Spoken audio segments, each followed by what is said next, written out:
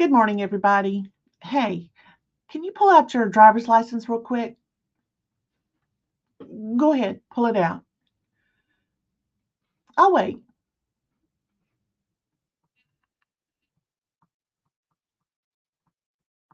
Whose name is on it?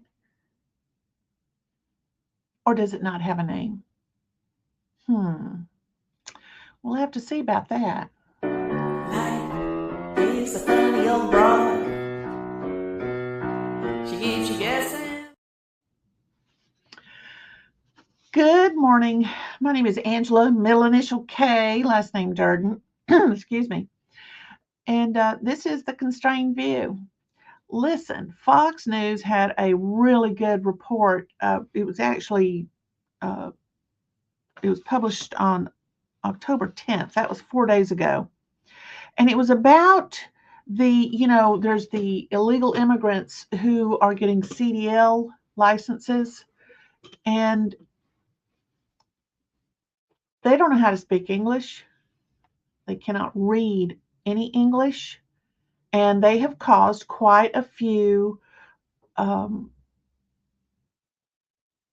deaths, wrecks, because they don't know how to do these things. And it's New York and California, for the most part, who are issuing these. And guess what Fox News found out? They found out that an illegal alien carrying a New York State commercial driver's license had as his name no name given.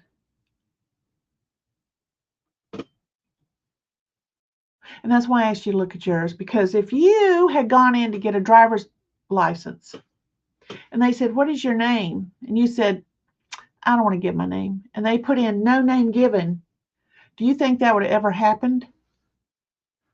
No. So New York and California and any other state or any other jurisdiction who is issuing these types of licenses to people who cannot speak English, read English, cannot pass the test, and don't want to give their name, I don't care for what reason, everybody's got a name. To me, these entities are de facto terrorists themselves, domestic terrorists. So any driver's license service out there and anybody that's working for them that's on the slide doing this kind of thing, there's people that are in power, upper management. They can get into these systems and they can do what they want. So maybe there's more of this going on than what we know. I don't know. But Fox News had a really great story about it. And the reason this caught my eye was because I live in a condo complex, and it's an old apartment complex. We've got 6 buildings and one house sitting out back, a small house that was at one time the office for the apartment complex. It was built in 1964, and people are still living here. But I think it was either the late 80s. I think it was the late 80s. Somebody decided to turn it into a condos, individually owned condos, and I own one of those. So we have neighborhood watch here, and we try to keep an eye on what's going on. And at the back of our place is a dumpster. And in DeKalb County, I'm sure it's happening in other counties, but in DeKalb County, there's a huge problem of people not wanting to pay the fee to dump big items. And they come and they dump them in any dumpster they can find, or just stack it around dumpsters. We have people coming in here at night.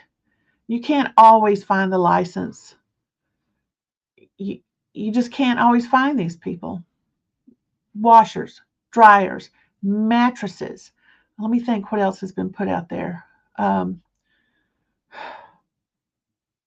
Furniture. Sometimes it's put in the dumpster. Sometimes it's just stacked around it. Well, anyway, when I can see that something like that might be happening, because sometimes it happens during the day. During the day. The gumption of these people. If I see it, I run out there. I go, can't do that. Can't do that. So the other day, this is what happened. I saw a junk truck pull in, and it had junk and the phone number and everything written on it, and they hauled junk. And it pulled up and it parked in front of a unit, and one of the guys walks down to the dumpster, lifts himself up to look in it, and I went, oh no, he's planning on putting some of that stuff in our dumpster. So I went out there. I said, excuse me. And I'm talking to him. I'm going, that's what it sounded like to him, because he said, and he pulls up his phone, calls his boss, and he says to me, no habla inglés, and holds his phone out. And the lady says, are you a translator? I said, no, I'm somebody who lives here, and they were looking at possibly throwing some stuff in the dumpster. They can't be throwing junk in there that isn't household garbage. So she explained to him, and he goes, oh, okay, yeah, no problem. And then I said, they're driving a commercial vehicle. Now, this was small enough they did not need a CDL, but it's still a commercial vehicle. And they can't speak English. Do I even know if they have a driver's license? I don't know. And I couldn't ask.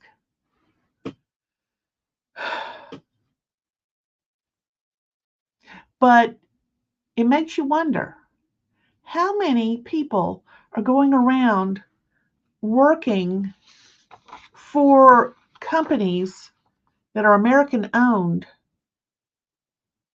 and yet they can't speak English, and they're driving vehicles in the course of business. It really kind of bothered me. So I think that the problem is bigger than just CDL, although CDL is huge because you do have the big trucks. And if they're loaded, holy cow, the devastation they can cause, as we know from various reports. So let's see. Is it junk hunting company? No. Yeah. Anyway, I just thought you would like to know about the no name given. Maybe that's what a driver's license is. No name given. That's what I should call this video. No name given. That's what I'm going to do. Well, listen, everybody. I hope you have a good day. I'm going to play my outro and hopefully take myself off the screen this time. Bye.